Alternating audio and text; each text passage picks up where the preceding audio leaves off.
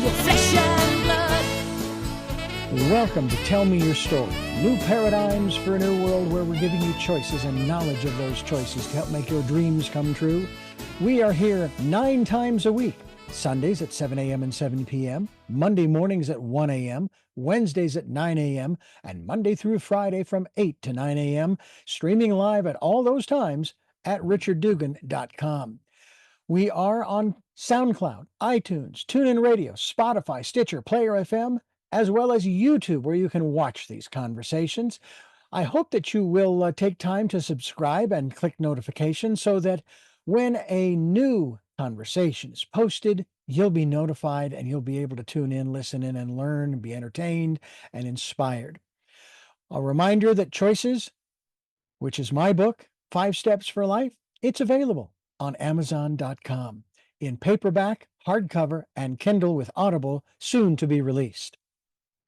We also ask that if you can support the work that we are doing financially, we do have a PayPal account. It is there for your security as well as ours. And when they ask for an email address to whom you're sending, please go to richard@richarddugan.com. That's the email address. If you go to richarddugan.com, there is also a link directly to PayPal so that you can send us whatever support you can. And we thank you to those who have helped and to those who will help. We also ask that you take time during this decade of perfect vision, the 2020s, to go within to that quiet, peaceful, calm, still place and listen to that still, small voice.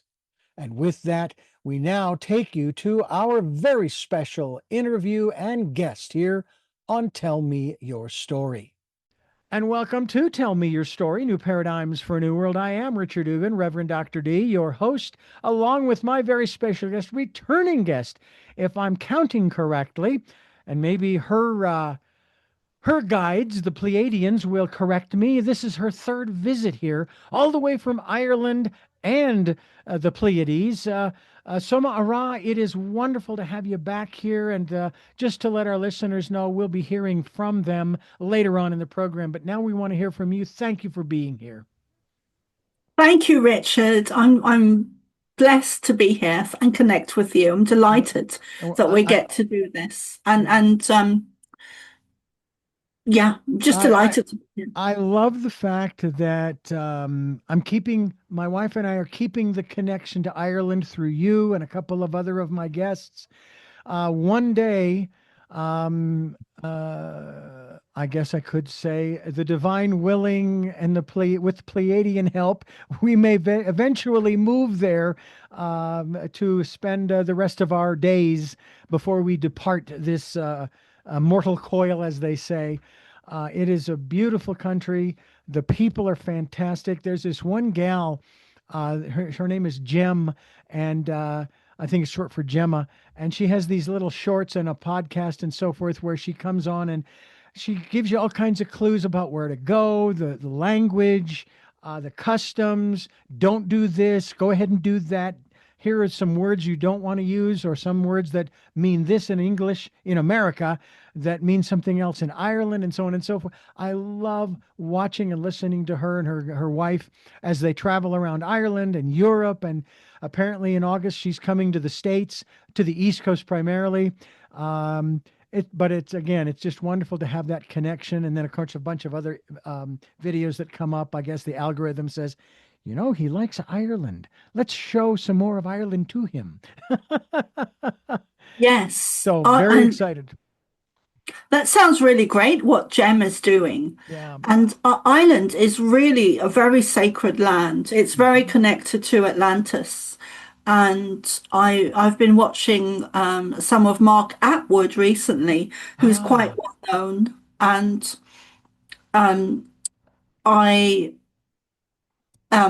he talks a lot about Ireland as well. But I do have some special events coming up in Ireland. I'm being led to work with more of the land. And I know how sacred Ireland is, and it's deeply connected to Atlantis, as America, as certain parts of America was. before the land broke away. The land was joined between Ireland and America before it split apart. Mm-hmm. And both of those sections were part of Atlantis, although Atlantis was within several places. It actually was a time period that covered most of the earth. So Atlantis wasn't just in Ireland or just in America. It covered the globe, which is where the word Atlas comes from. It comes from Atlantis. Mm. Well, all I know is that it is definitely special.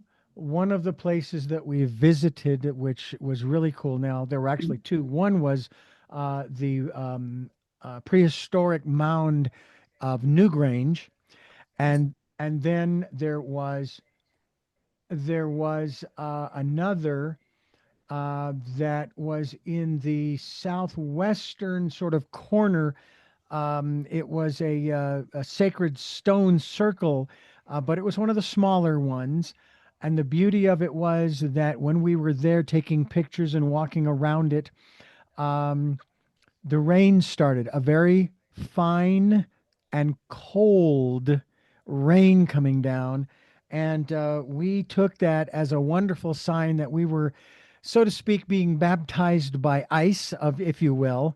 And it was just a beautiful experience. It was on the way, I think, if I'm correct, of the cities, possibly of Skibbereen, I think, Yes, to the very southwest. beautiful. Yeah. Yeah, very beautiful. Oh, it was just fantastic. And nonetheless, I digress in the respect to our conversation here about the Pleiades. You have a number of books I did want to mention because they're important for people to take a look at, especially when it comes to this conversation about the Pleiades.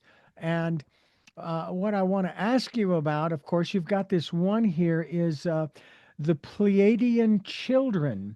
The Pleiadian children, The Pleiadian child. child, I beg your pardon, Yes, the that's Pleiadian child, the okay. Pleiadians channeled by you, Soma ARah. And you also have it looks like an older version of the Pleiadian child. And and of course it's your pen name, if you will, but it's your real name is Carol Ann Noonan. And I want to A talk very a little. Irish name. Yes, indeed.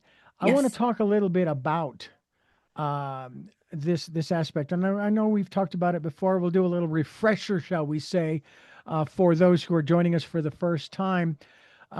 First of all, how and when did you connect or become connected with, started working with and channeling the Pleiadians? And I guess the question is plural, or was there a singular Pleiadian that you communicated or received messages from? Well, it's kind of both. So I have a long backstory that began in childhood, um, where I connected to the Pleiadians during an out-of-body experience during sexual trauma. But I didn't remember that I had cut a whole load of experiences. I had blocked them from my mind, or my brain had blocked them, because that's what we do. We forget trauma, we block it out as a coping mechanism for the brain and the mind. So my first memory that I have now is when I was 8. Actually, that's not strictly true because I have past life memories as well. But jumping forward, I began doing shamanic courses and training in 2009 or 2010 in Ireland, in Galway. And I began to have memories of having connected to them as a child, but I'd already started to channel them at that point, and had it confirmed by my shamanic teacher in Ireland. So my story is a bit back to front. But my first kind of initiation with them that I remember was when I was 8.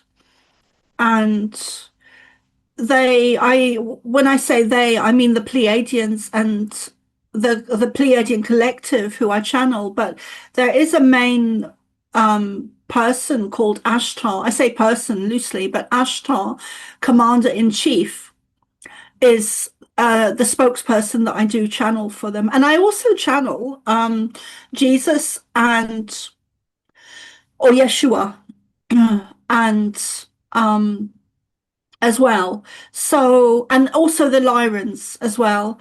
So, because I had an out-of-body experience when I was 12, due to the trauma, I was going to leave and end my life on Earth, and he stepped in and stopped me from doing that.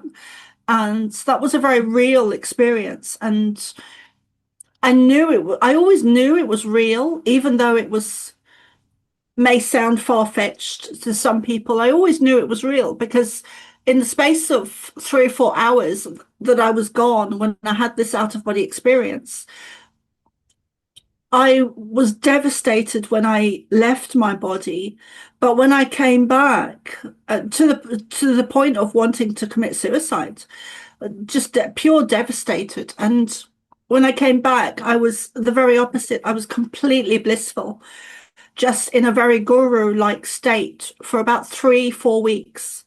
And then that gradually ebbed away. So I always knew that that was real because of my change internally, because everything else was the same.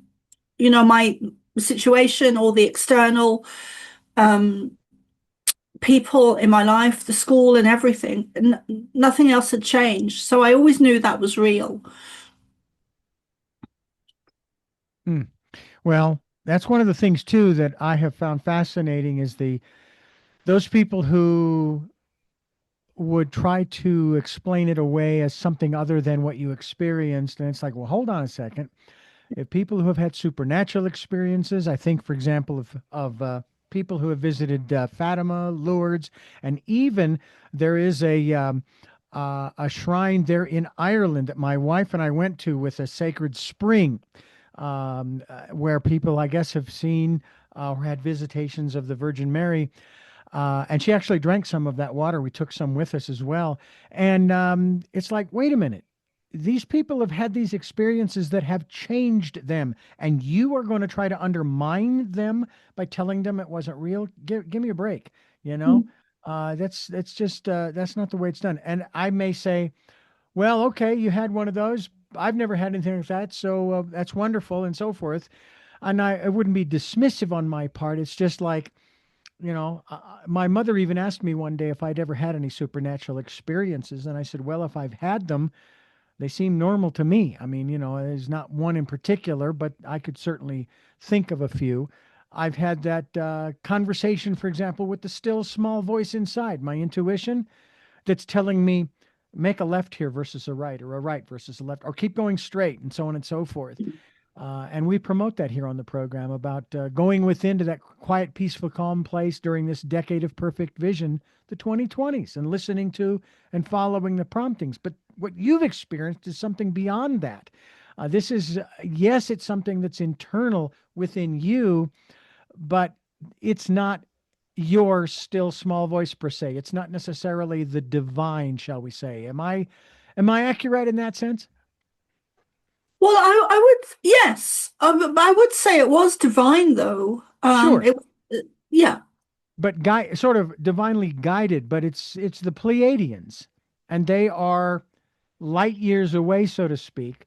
But telepathy knows no bounds, shall we say? It's not subject to distance. It's not. It's not at all. And they've recently said that they are, well, I mean, when I say recently, you know, they've been telling me a lot of things for a long time, but sometimes they repeat themselves with the information that they've already shared previously because it's important at the time. So, yeah, they've been sharing a lot about time recently and how they are from the future. And they've time traveled back to actually create the pyramid pyramids and the Mm-hmm. Sphinx, Mm. and created us in the beginning in their likeness, and that we are them from the past, which I Mm-hmm. find fascinating. So and my books, yeah, I began writing my book in, I think it was 2009, when I consciously began to reconnect with them and begin to consciously channel them again, Mm-hmm. because I'd forgotten all of the childhood stuff. And then I went on to do shamanic training where my memories started to come back. And yeah, I'm very blessed to be able to be on this path and have this lifetime. And like so many people, Richard, we've chosen to be here at this time to assist humanity in this lifetime with the ascension process. Mm. And they have said to me, which I did find surprising the first time they said it, is that um, we're not going to let you devolve this time. This time you get to ascend, and we will not let you do anything else. So there is a positive outcome. There is a positive timeline, even with, everything that is negative going on in the world. Mm-hmm. It's kind of a clearing, or a shedding of the skin, or a letting go of um, the negative powers that be and the elites or the cabal or whatever you want to call them. Right. Well, we'll talk more about that because I definitely want to get into that and a bunch of other things as well as we continue talking with Soma ARah, SomaARah.love. I love the fact that they've opened that up. It used to just be .net or .com or .org, but now I guess you can kind of create whatever you want. I could actually have tellmeyourstory.tmys for Tell Me Your Story. A little redundant, but it works. And we'll continue talking with Soma ARah here on Tell Me Your Story. I'm Reverend Dr. D. She is Soma ARah, and we are going to talk with the Pleiadians a little bit later on the program. But I want to get back to what you were just talking about in terms of what's going on right now, and two aspects to this, which I found fascinating. I was aware of it under the under the surface, so to speak, but when somebody actually said this, I'm going, yeah, that rings true, and that is this: that all of that you mentioned in terms of, for example, the negative, the cabal, the elite, et cetera, they are not aware of the fact that the universe is using them to bring about the very changes that we are going to see that are going to help us to evolve and eventually, as you've mentioned, to ascend. The other part of it was, another element was that I heard that the universe, the divine, if you will, is orchestrating, if you will, supervising the transition that we are going through. And there was a woman I interviewed back in 2007, early on in this program. Her name is Barbara Marks Hubbard. And she has since passed. Oh, And she unfortunately, has. I was thinking about her the other day. That's a yeah, shame. yeah, I some used to years, really yeah. enjoy her podcasts. Oh yeah, she was a marvelous woman, but she used this terminology. She said back in 2007, she said that we are going through birth pangs, and that as most women who have given birth know how challenging that is, and I'm using that where I'm being kind there because I know it's more than that.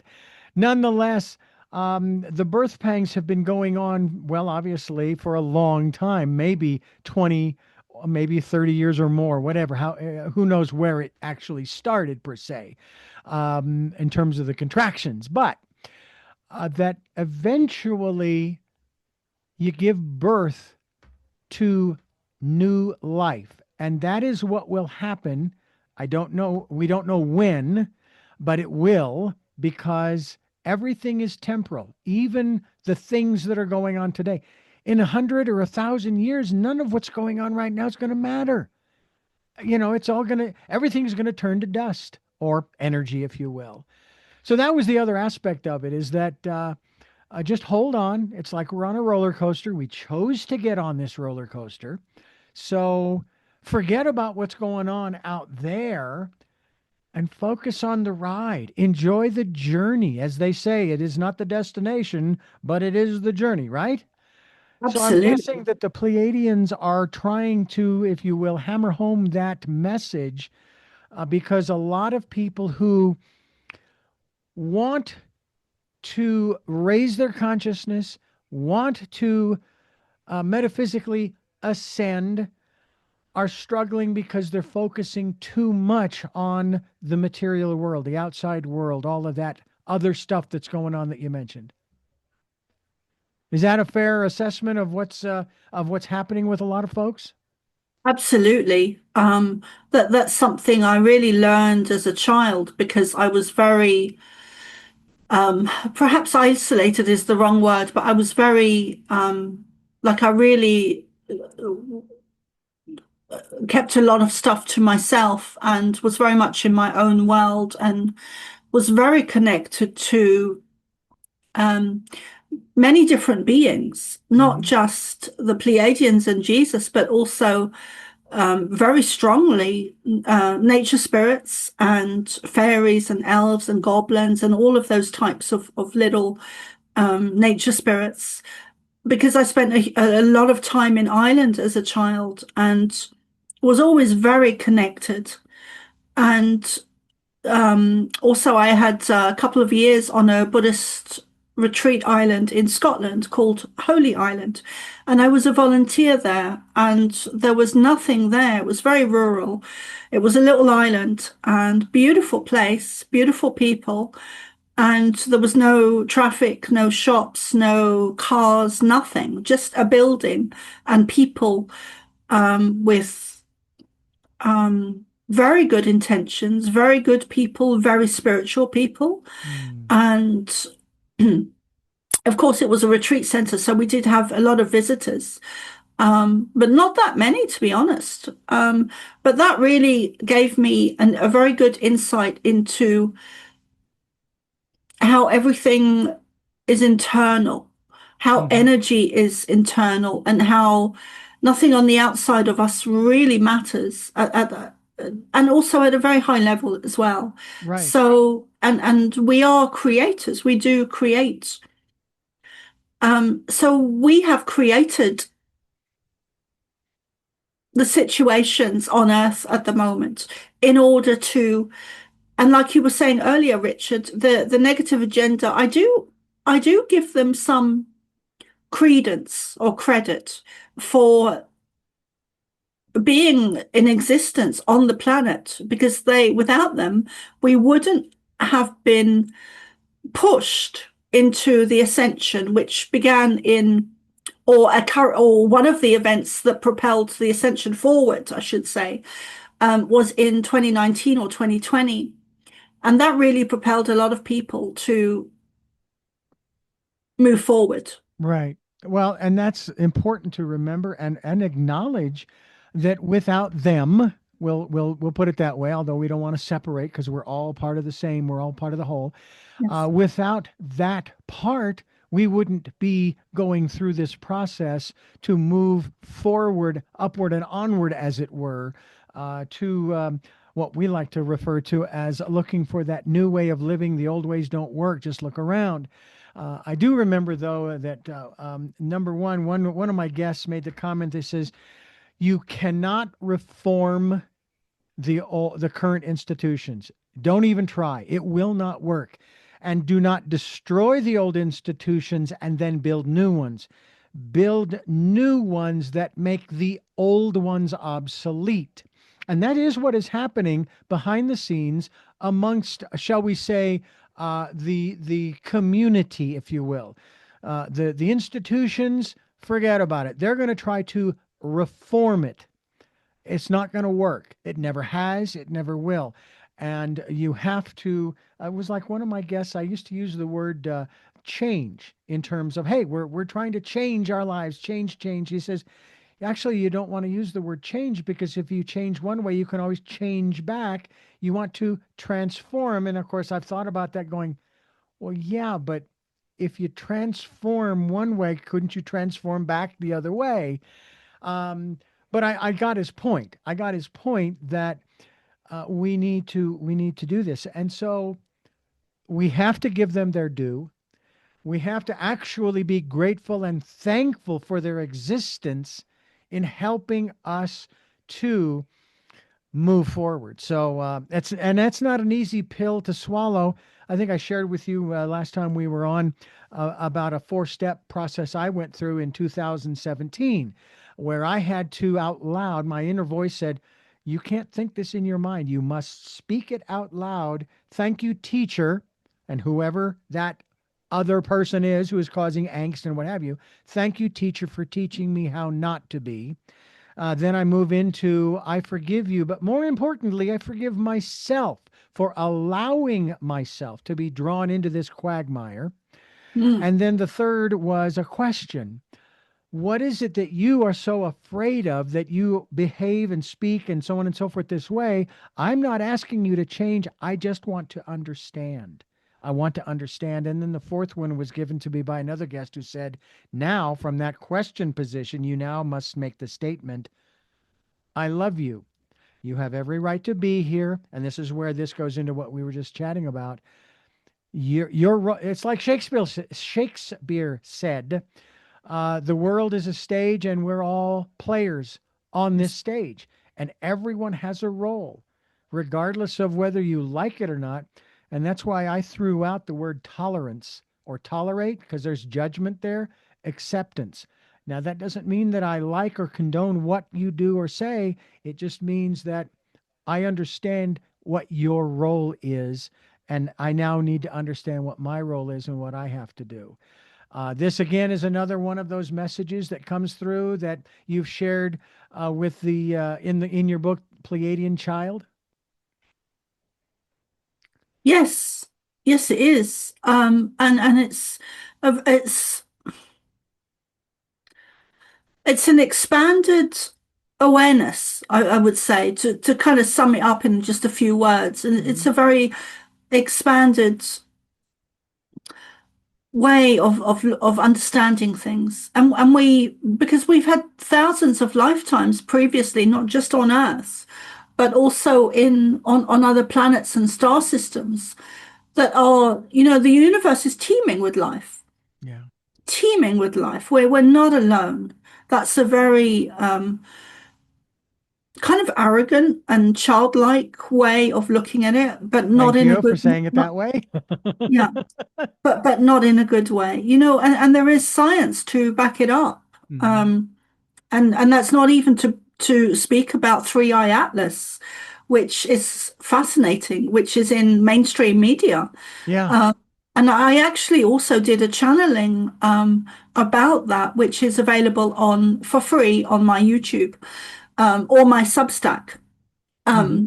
which is Soma ARah. But um, yeah, so we've now got a scientists coming out and saying that Three Eye Atlas is a craft and is not a comet. We have scientists saying that. So the world has really changed, Yeah. really changed. Yeah, it has. It We've has indeed. we've done great strides in the last 10 years. Yeah. A lot has changed in the last 10 years, no question about it.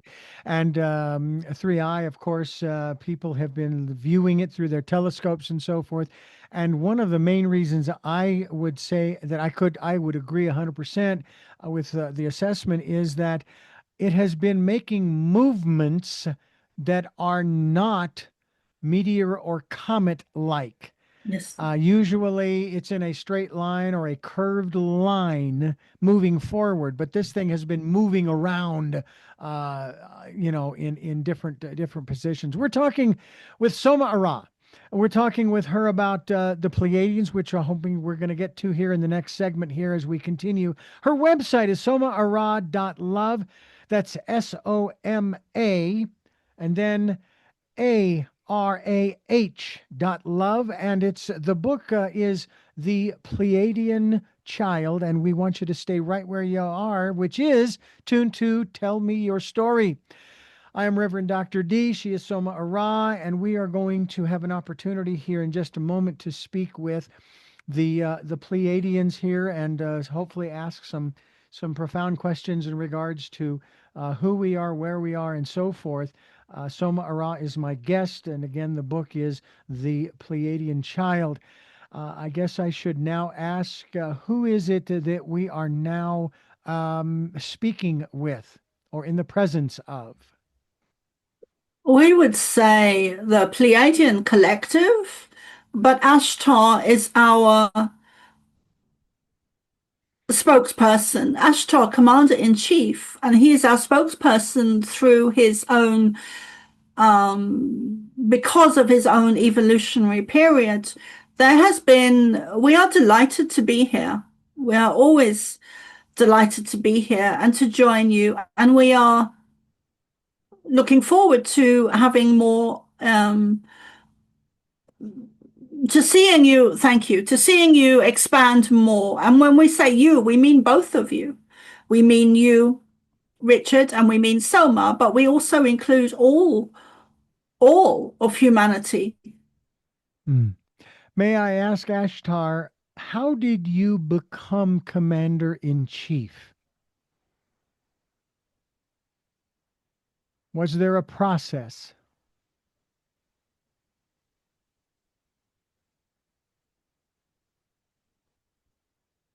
Absolutely.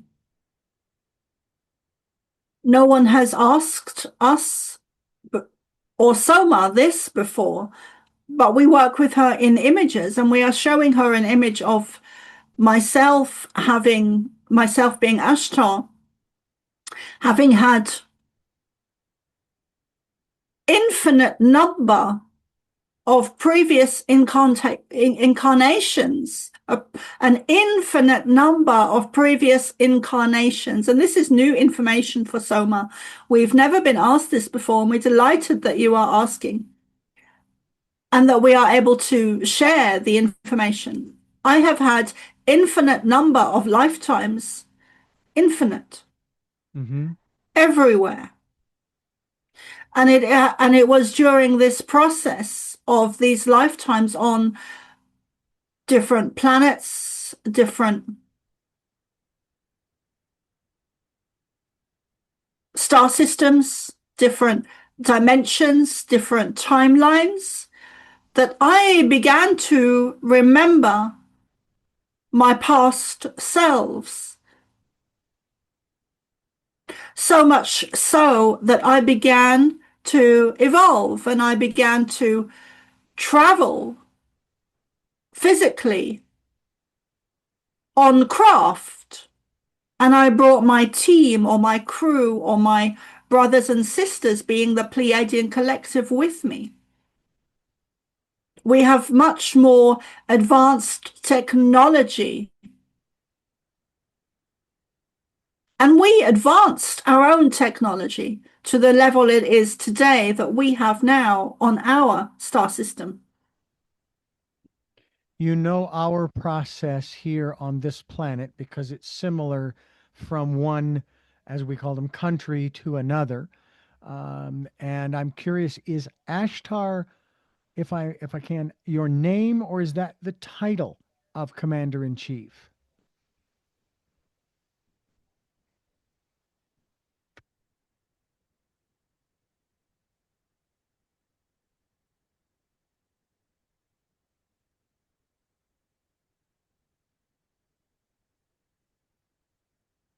Ashtar would be a name, but Commander-in-Chief is a title. Okay. We would like to add that, and thank you. And what is the meaning of Ashtar?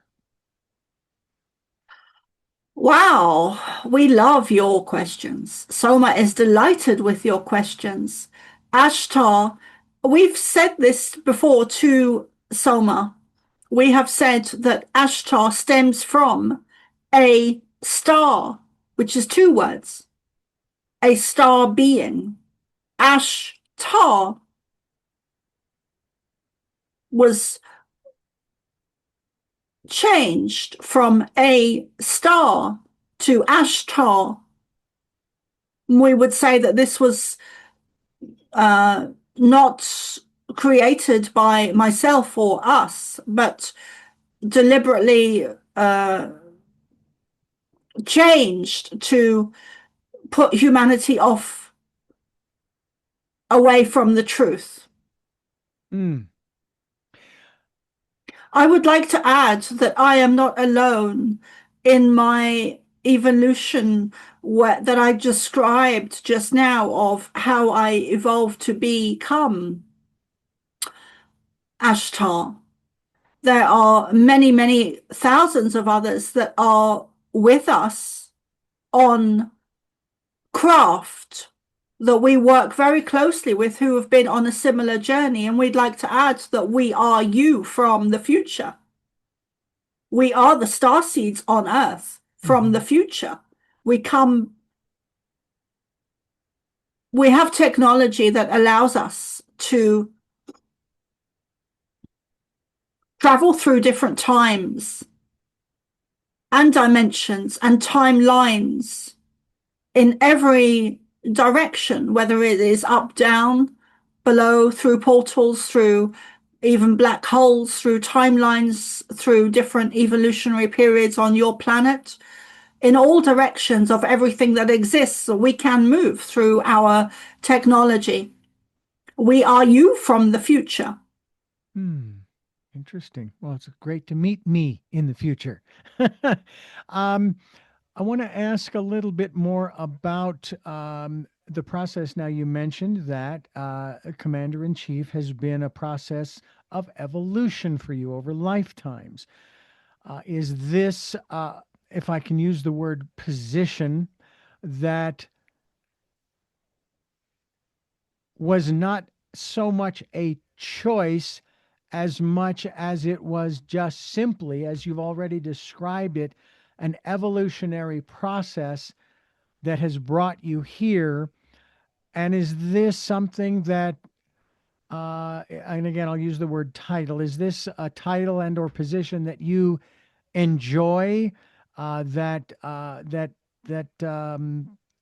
fulfills you, that is your, I guess, is your life's purpose, that you found that in this lifetime, as you're speaking with us and sharing with us, that this is your life's purpose, and that Pleiadians, that is kind of how they come into the world one lifetime after another as they evolve. They recognize what it is that they are here to do at this time. Well, my evolutionary period was not, which is still continuing, was not a choice. It was rather a trajectory of the God source or the divine. Okay. We're talking with Ashtar of the Pleiadians, and we're also through Soma ARah, and somaarah.love is the website, and we certainly hope that you will stay here. We've got more to converse with Ashtar about as we continue here on Tell Me Your Story. Ashtar is our special guest through Soma ARah, and the website somaarah.love. And Soma's book, latest book, is The Pleiadian Child. And I am just curious, here we are, and of course, as we mark time in our 21st century, and actually, technically speaking, we're in the third decade. And many of us, myself included, keep thinking that we should be a heck of a lot farther along, not necessarily technologically, but spiritually and metaphysically.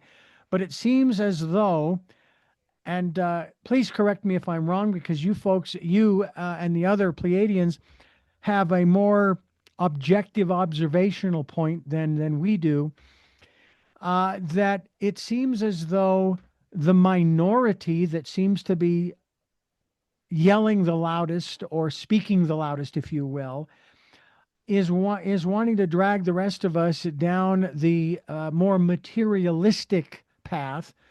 Whereas I'm guessing that actually the majority of the population that is not outspoken and does not have a huge voice, if you will, is actually following a more spiritual path or path of raising their consciousness and in tune the consciousness of the planet. Is that a fair assessment and or observation of planet Earth or Terra? We would say that there are many advanced souls on your planet, often called starseeds or shaman or healers or Reiki healers Mm-hmm. or intuitives or psychics or mediums or mystics. There are many, many advanced beings on your planet who are often termed crazy at some point in their lives because of the things they speak. Mm. There is a divide on your planet that is very obvious, that is also increasing and growing, becoming wider, a divide between those who are awake and aware and conscious, and those who are unawake, unaware, unconscious, those who are in resistance to change, to growth, to manifesting a new earth, those who are resisting ascension process, those who are resisting growing up, those who are resisting the great change, the great awakening of humanity. There is a much like a magnet that is resisting, or two magnets that are resisting each other.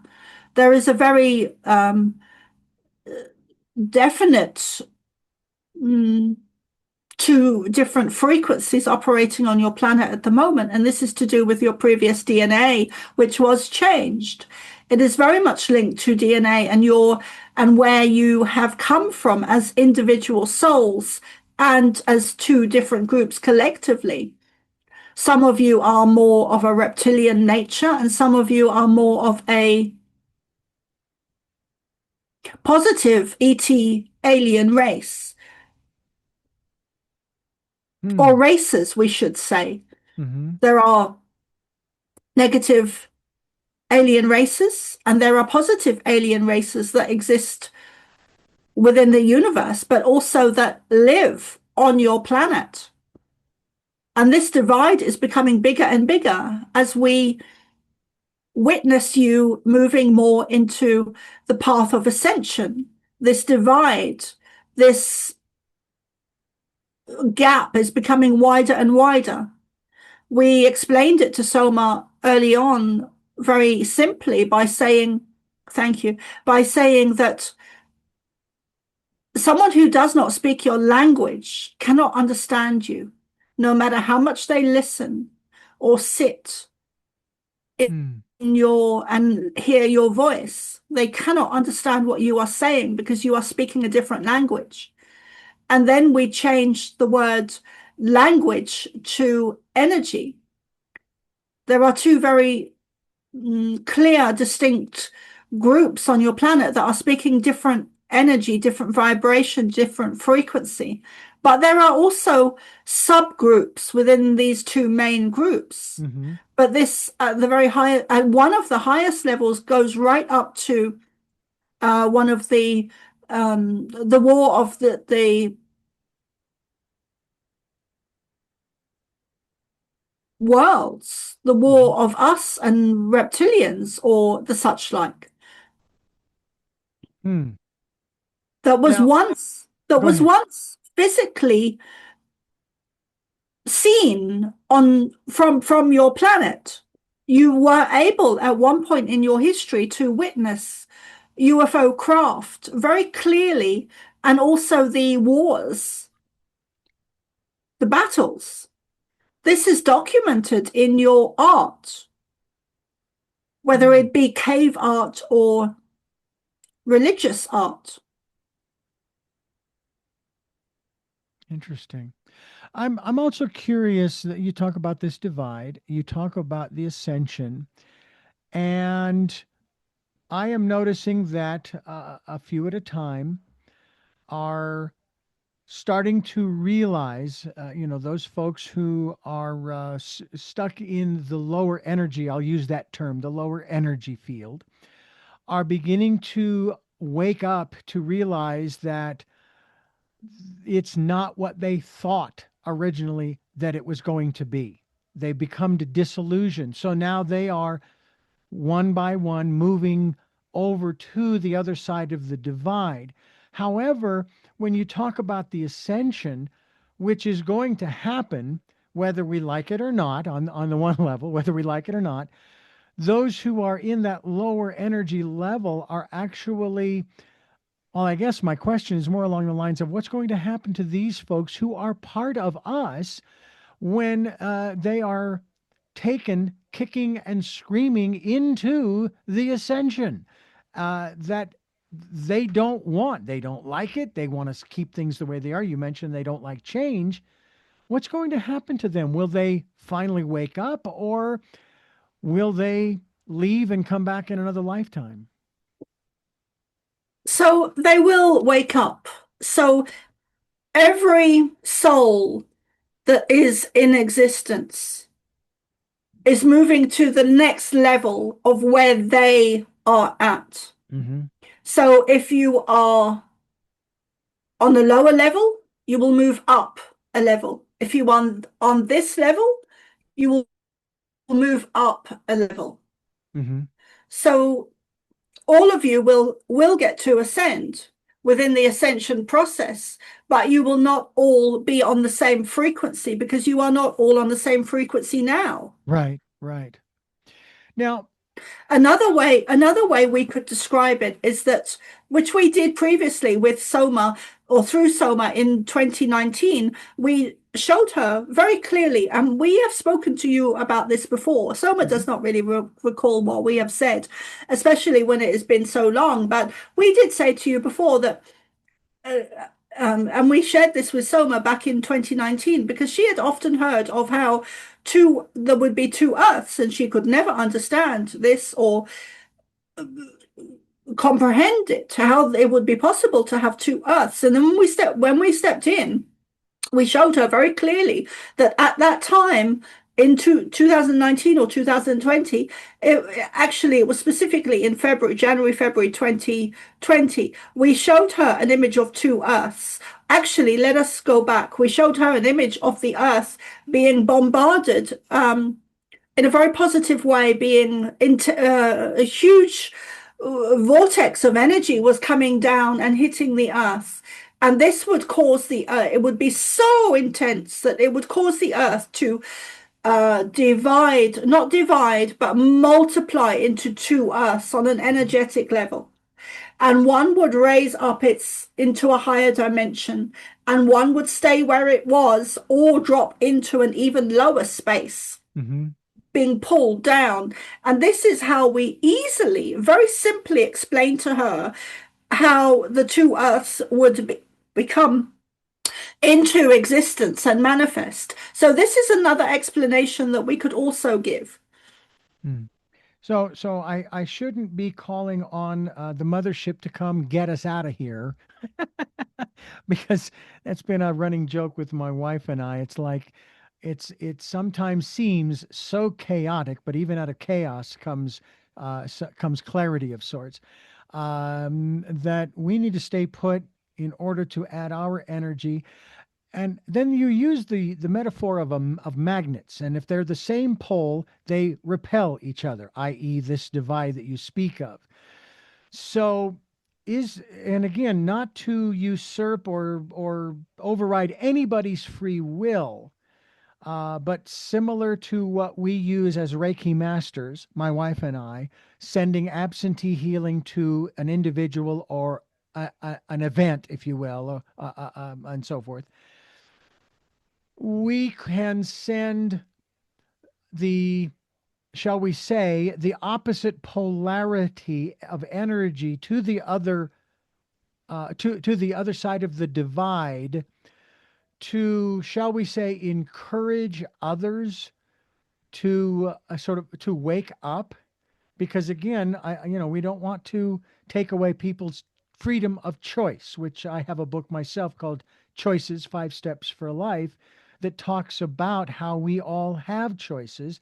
And that's part of our existence. That's part of the makeup of who and what we are here on this planet. First of all, let us acknowledge and give you credit, acknowledgement, gratitude for the work that you are doing. When you send energy to someone, whether they are physically next to you and you are able to touch them, or whether you are thousands of miles apart, that energy is tangible.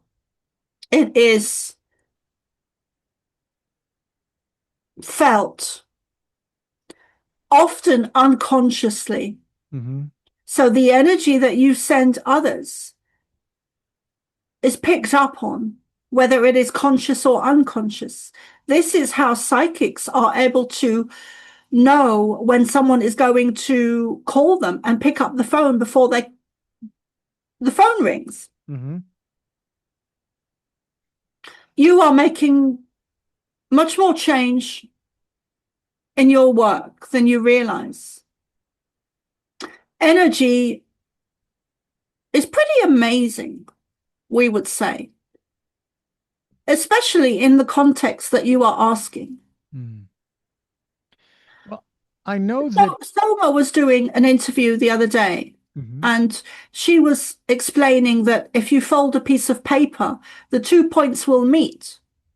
And we would like to make reference to that. That the time and the space and the distance is really irrelevant. Whether it is to your relatives in Ireland, or whether it is to us, or whether it is to a different timeline, or whether it is to a different galaxy, dimension, timeline, time period, past, present, future, all is now. We understand that some people will not understand that. And will resist what we are saying, and will even go against it and become town ringers and shout from the rooftops to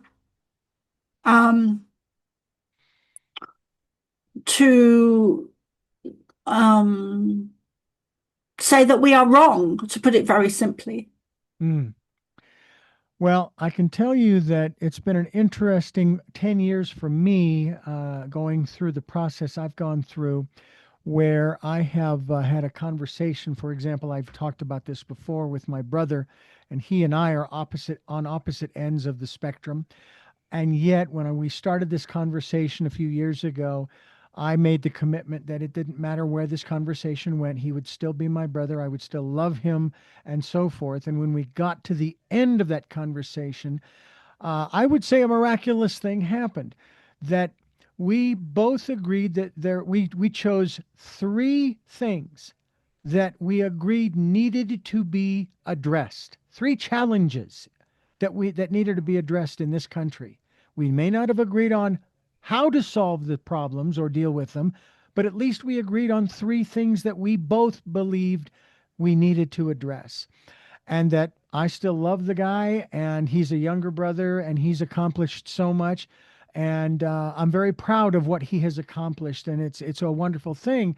And it's sad for me to hear about families that are torn apart by this divide, by whatever means, because even long before this century opened, back in the 20th century, there were people who disowned one another because of their religious philosophy, if you will, among other things. So that's something that, and along with that 4-step process that I described earlier. And now I'm to the place where if I get too far into my ego and in my head and my personality, I go off into that tangent that I don't need to go to. So I stay here out of that.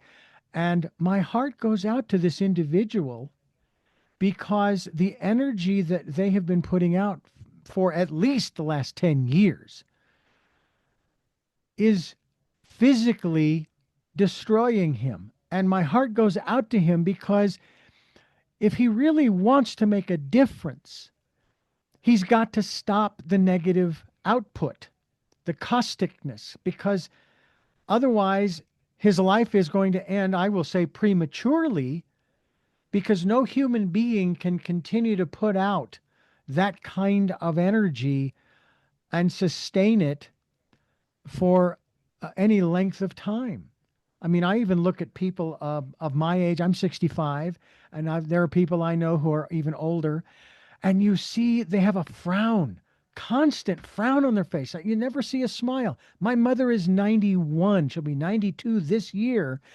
And I call her, and she's got pep and energy in her voice when I talk to her. And I tell her that. I said, man, you sound great. And she says, well, I'm enjoying my life. And even though her husband isn't with her anymore, she's still smiling. And I know that she's probably going to live another, I don't know, I hope another 8 or 10 years, if that's what she wants. But what about that aspect of the energy that we put out, and what it does to our physical bodies? And it's kind of like sending this individual Reiki, saying, wake up, wake up. Understand that if you really want to make a difference, you got to stop this. You do. You don't have to. It's your choice and so forth. But I'm just telling you, so here's the energy. Do with it what you will. Your thoughts, Ashtar. Thank you. Acceptance is a good word.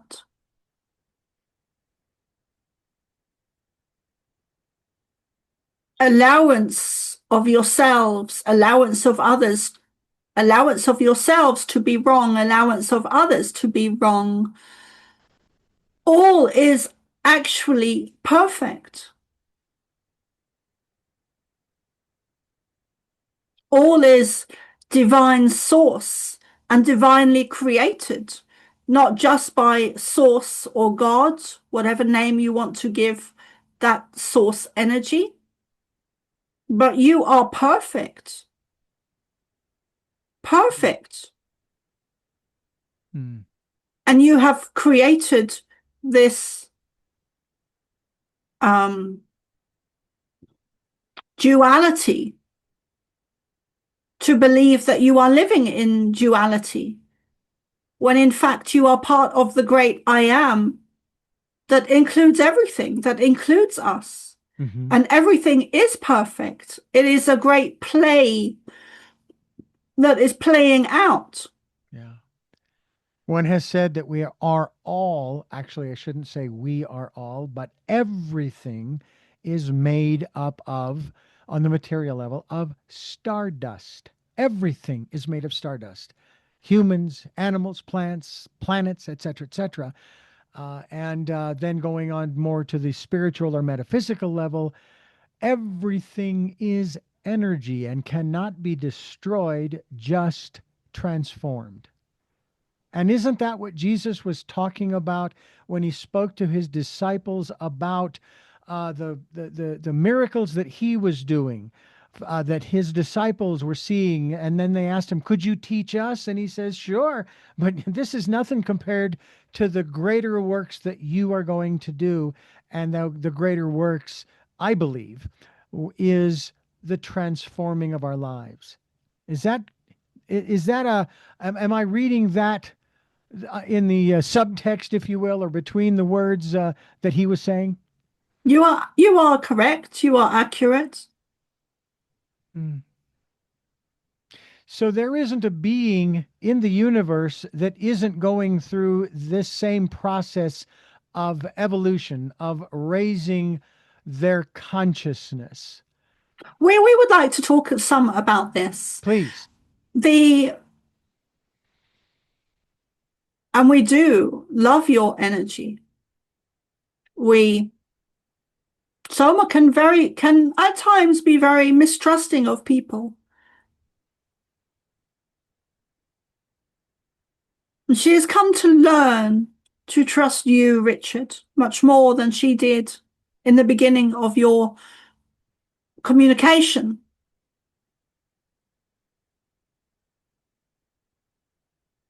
The universe is expanding. All is evolving. All is ascending. Everything within the universe, from the minutest to the greatest. The greatest we, as a good example, would be planets, suns, stars, moons. Also your galaxies, your dimensions, your multi-universes, all is ascending. All is ascending. It is not limited to Earth. It is not limited to you. It is not limited to Earth, and it is most definitely not limited to humanity, which is the main reason we will not allow you as human beings to devolve this time, as you did in Atlantis, which is very connected to a parallel timeline now, or can be classified as a parallel timeline now, because all is happening now. There are several references or things that are relative to what happened in Atlantis that are connected to now. And it is you who lived in Atlantis that are back here now to change the trajectory of what occurred in Atlantis, thus changing your timeline now. Things went wrong. There were mistakes made by us and by our brothers and sisters, some of them being Lyran, and thousands of others that some are not yet even known about. We are known about, being the Pleiadians and the Lyrans and the Syrians and the Arcturians and the Andromedans and many others. But there are others that are unnamed, unclassified.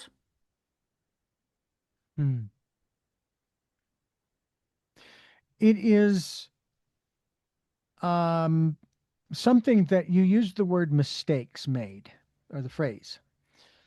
And I was challenged by that a few years ago by someone who basically said, well, what about all of the mistakes that you've made in your life?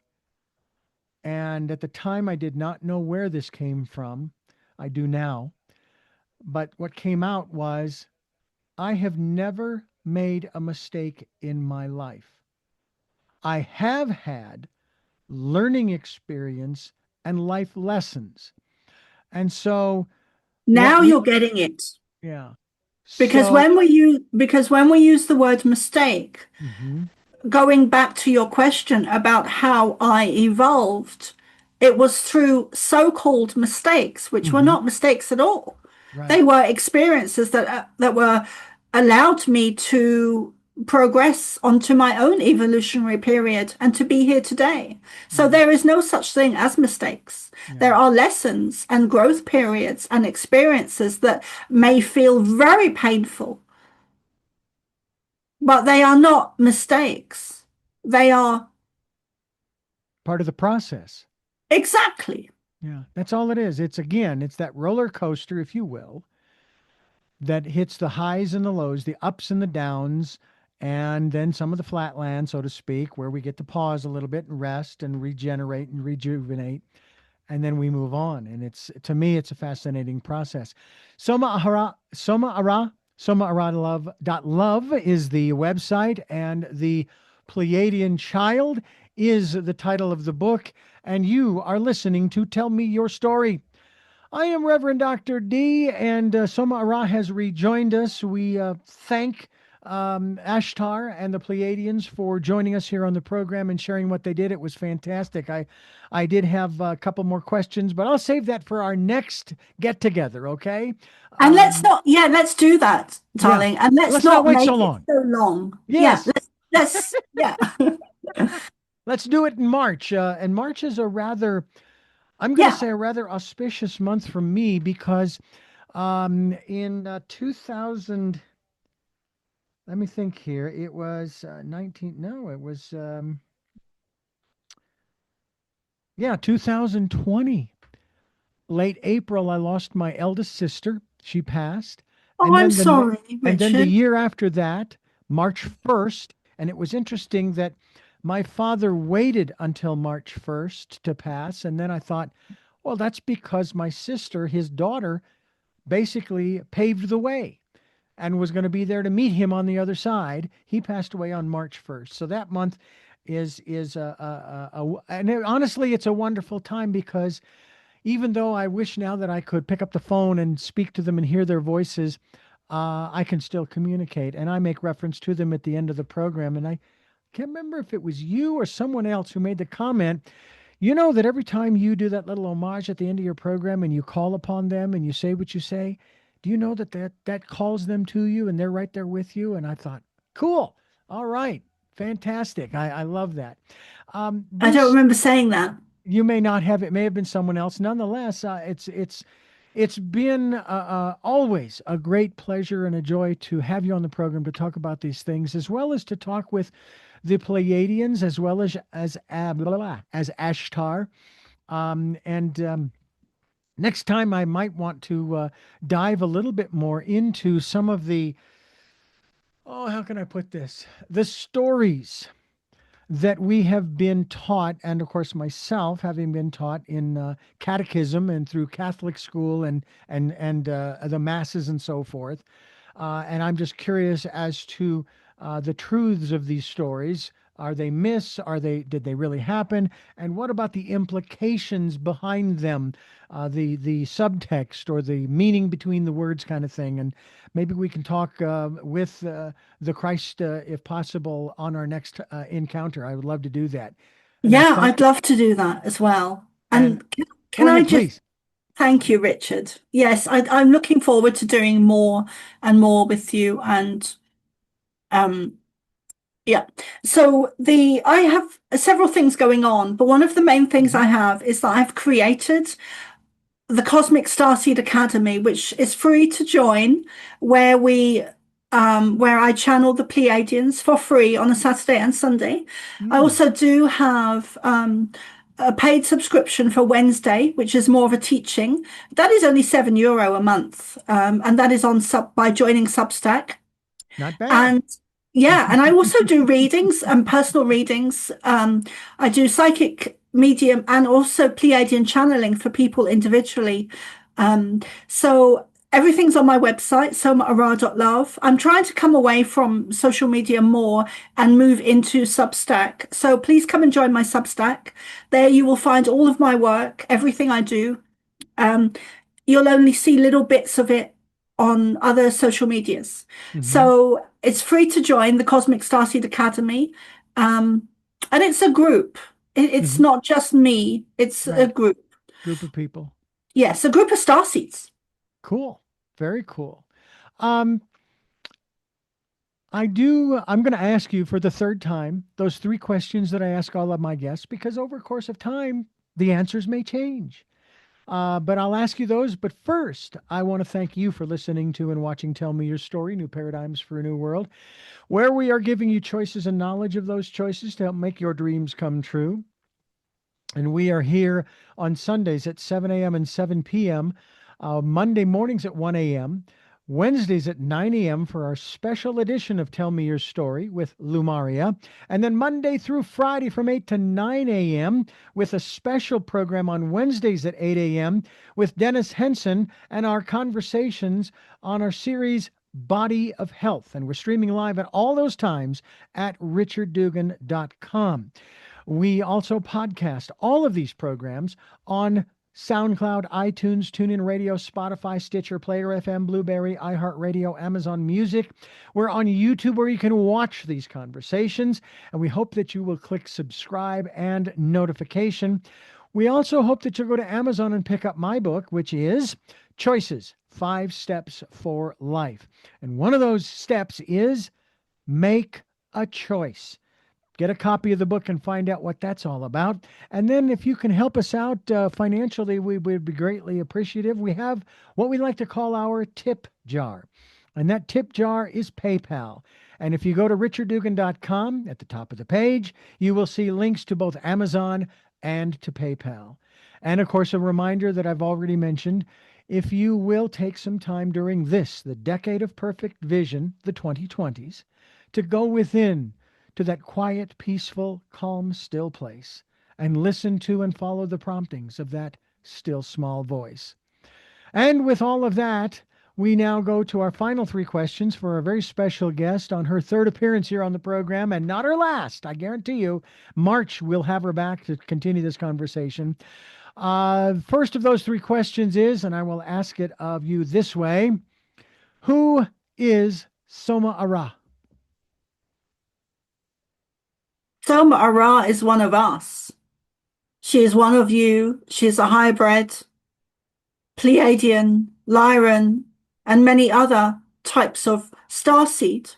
She is a galactic being. She is cosmic. She is part human. And part of her mission is to connect with us and relay it to you. She is not special and no different to any other starseed. You are galactic beings, as she is. To Soma ARah, I ask, what gets you up in the morning? Coffee. You are not alone in that answer. Yeah. All right. And finally, and now I make the reference, as I've been doing now for a few months, from the movie City Slickers. Mitch is on horseback with his buddies, and he asks this question I ask of you: what was your best day? In my life? My best day. Oh.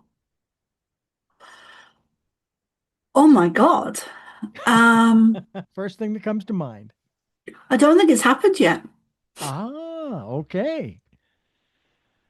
Well, I thank you so much for being a part of what we're doing here. And when we get off the Zoom here, we will reset for March. We'll set up a time and day and come back to talk about some of those. I will make reference to them as philosophical stories. And we'll talk about that. And thank you again for joining us. And I thank you folks for joining us, listening to and watching Tell Me Your Story. And until our next broadcast, podcast, videocast, love to my precious Lal. Dad, continue to be happy because I am. Jeanette, I'm still listening. Smokey, I will see you on the other side. Mike, thanks for being in my life and letting me be in yours. And to my dear friend Zorro, aho, aho.